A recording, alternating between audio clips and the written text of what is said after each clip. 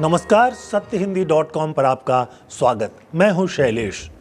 बिहार में चुनाव का फैसला क्या इस बार भी महिला मतदाताएं करेंगी? इस बात को लेकर बहुत जोर शोर से चर्चा हो रही है। ये बात लगभग तय सी है कि पिछले 20 वर्षों से नीतीश कुमार को मुख्यमंत्री बनाए रखने में महिलाओं का बहुत ज़्यादा योगदान है। इस पर क्या होगा? क्या महिलाएं फिर एक बार नीतीश कुमार के नाम पर एनडीए को वोट देंगी और एनडीए को बहुमत मिल जाएगा, या फिर महिलाएं इस बार दूसरा रुख अख्तियार करेंगी? ये सवाल इसलिए बहुत महत्वपूर्ण हो गया है क्योंकि इस बार एनडीए ने और ख़ास तौर पे बीजेपी ने नीतीश कुमार को मुख्यमंत्री का चेहरा घोषित नहीं किया है। यानी अगले चुनाव के बाद वो मुख्यमंत्री बनाए जाएंगे, इसकी घोषणा नहीं की गई है।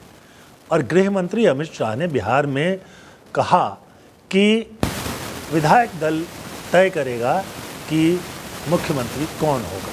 इसलिए चुनाव के बाद अगर एनडीए की जीत हो जाती है तब भी नीतीश कुमार मुख्यमंत्री बनेंगे या नहीं बनेंगे, इसको लेकर कई तरह की चर्चाएं चल रही हैं।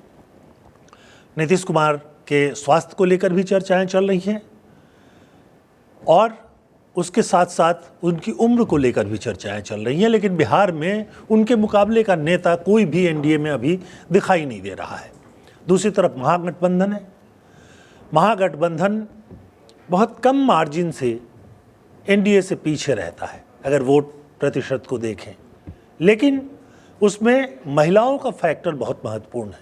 सवाल ये है कि महिलाएं जिनका झुकाव नीतीश कुमार की तरफ है उसको कैसे वो अपनी तरफ यानी महागठबंधन की तरफ लेकर जाएंगे। हमारे पास कुछ आंकड़े हैं, सबसे पहले उन पर एक नज़र डालते हैं। अगर बिहार में महिला और पुरुष मतदाताओं की संख्या को देखें तो बिहार में कुल 7 करोड़ 42 लाख मतदाता हैं। इनमें से पुरुष मतदाता जो हैं 3 करोड़ 92 लाख और महिला मतदाता 3 करोड़ 50 लाख हैं। वैसे एक बात यहाँ बताना आवश्यक है कि जो सर यानी SIR की प्रक्रिया हुई, जिसमें कोई लगभग 68-70 लाख मतदाताओं का नाम काट दिया गया, उसमें बहुत सारी बड़ी संख्या में महिलाओं का नाम भी काटा गया और इसलिए महिला मतदाताओं की संख्या काफ़ी कम हो गई है। अब हम अगर देखें कि 2020 के विधानसभा चुनाव में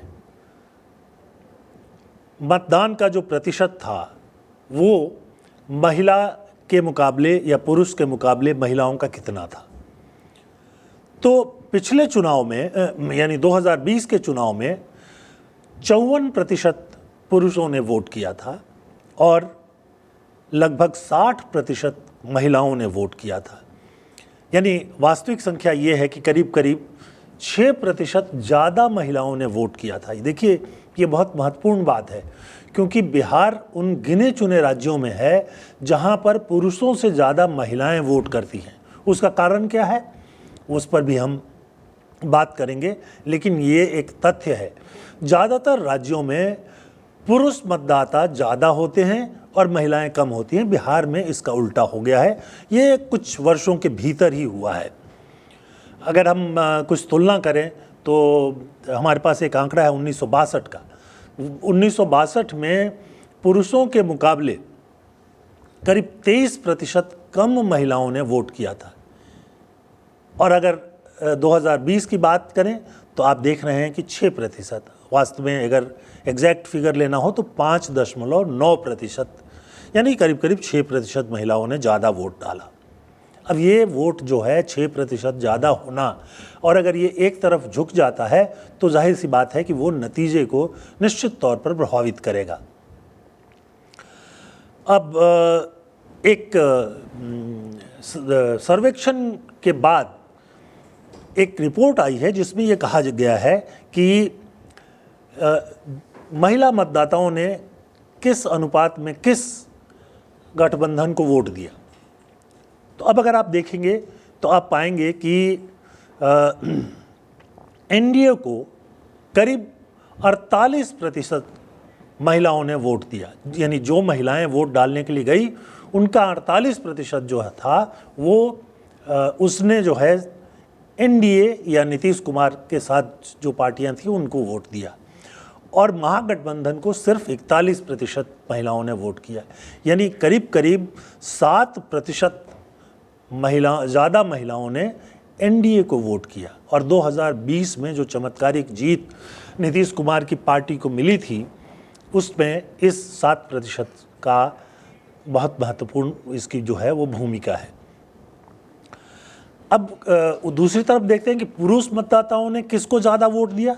अगर आप इस पर ध्यान देंगे तो आप पाएंगे कि एनडीए को करीब 45% पुरुष मतदाताओं ने वोट दिया। दूसरी तरफ महागठबंधन को लगभग 46% पुरुषों ने वोट दिया। यानी यहाँ आप पाते हैं कि महागठबंधन को वोट देने वालों में 1% संख्या पुरुषों की ज़्यादा थी। तो ये जो संख्या है, ये संख्या एक तरह से आपको एक तस्वीर आपके सामने रखती है। अब सवाल ये उठता है कि क्या महिलाएं इसी भाव से वोट करेंगी या इस बार का की जो वोटिंग होगी तो उसमें उनका रुख जो है बदलेगा। अब इसका एक कारण तो ये है कि एक महत्वपूर्ण बात ये हो गई है कि इस बार नीतीश कुमार को मुख्यमंत्री का चेहरा घोषित नहीं किया गया है।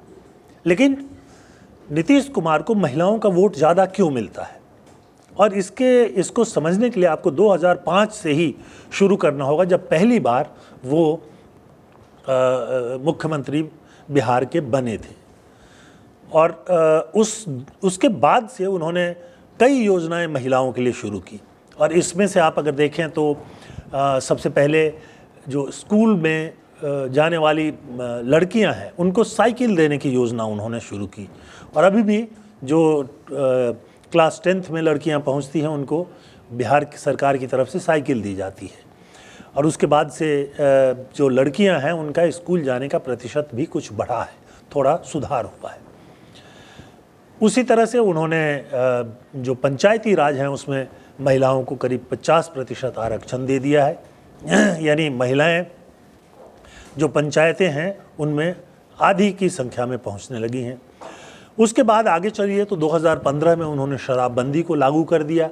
और शराब जो पीते तो पुरुष थे, लेकिन उससे महिलाएं, ख़ास तौर पे जो निम्न वर्ग की महिलाएं हैं वो बहुत परेशान रहती थी।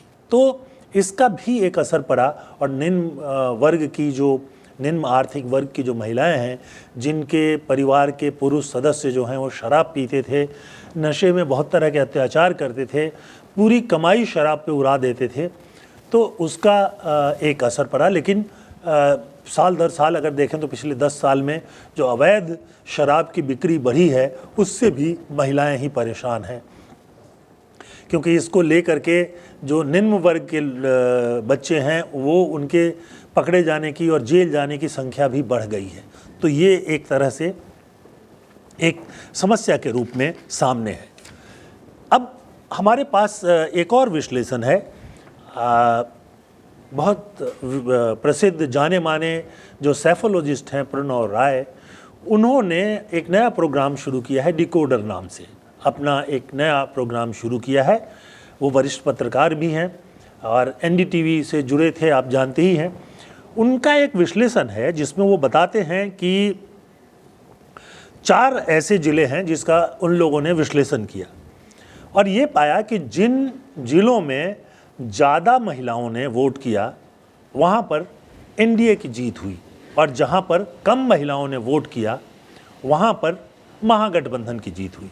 जैसे कि उन्होंने बताया है कि कोशी एक बिहार का क्षेत्र है, ये मिथिला का क्षेत्र है।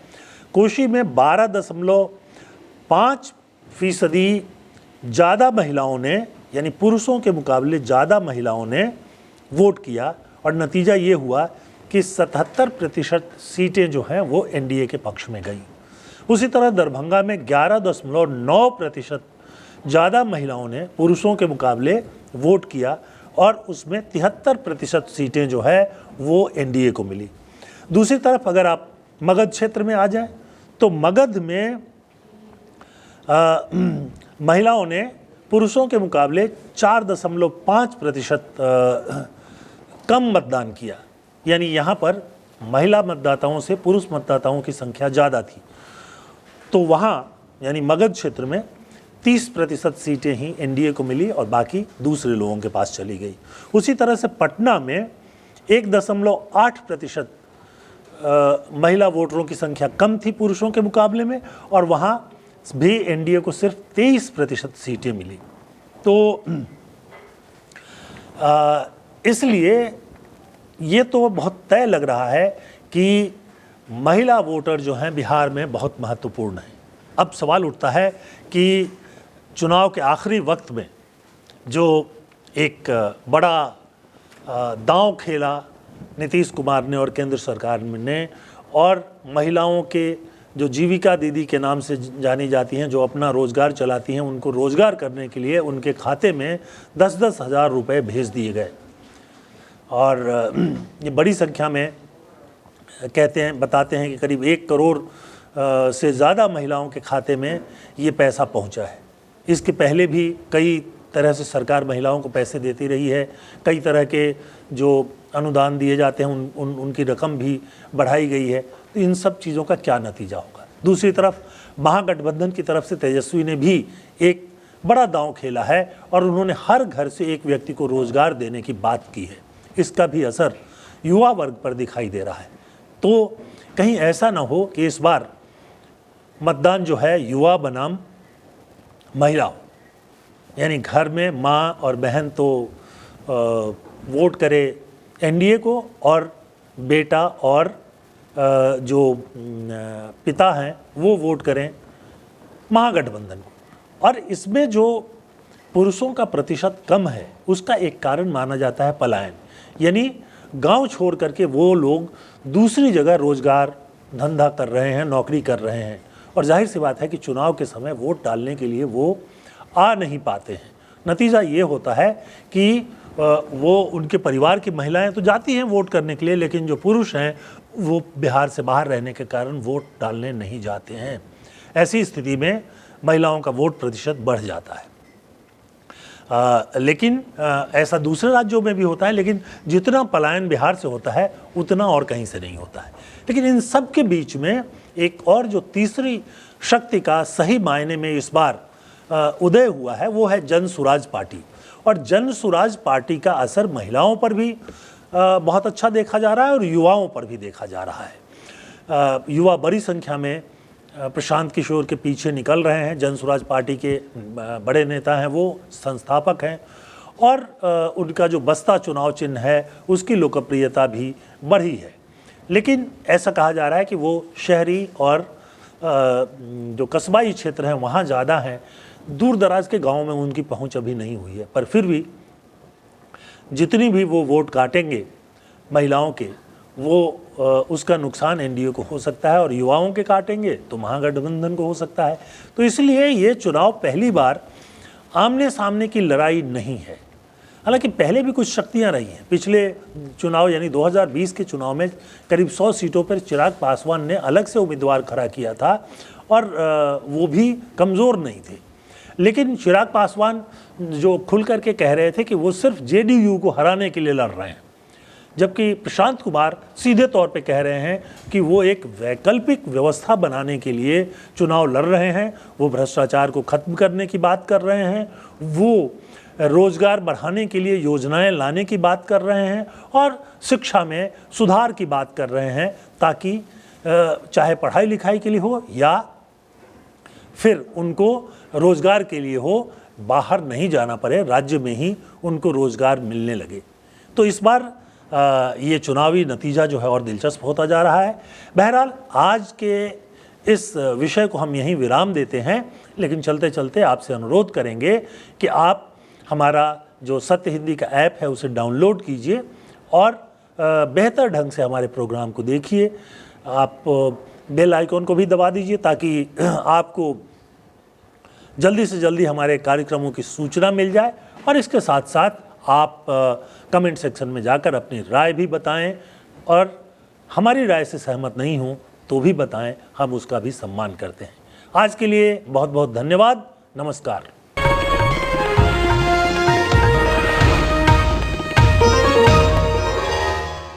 Copyright disclaimer under Section 107 of the Copyright Act 1976. Allowance is made for fair use for purposes such as criticism, comment, news reporting, scholarship, and research.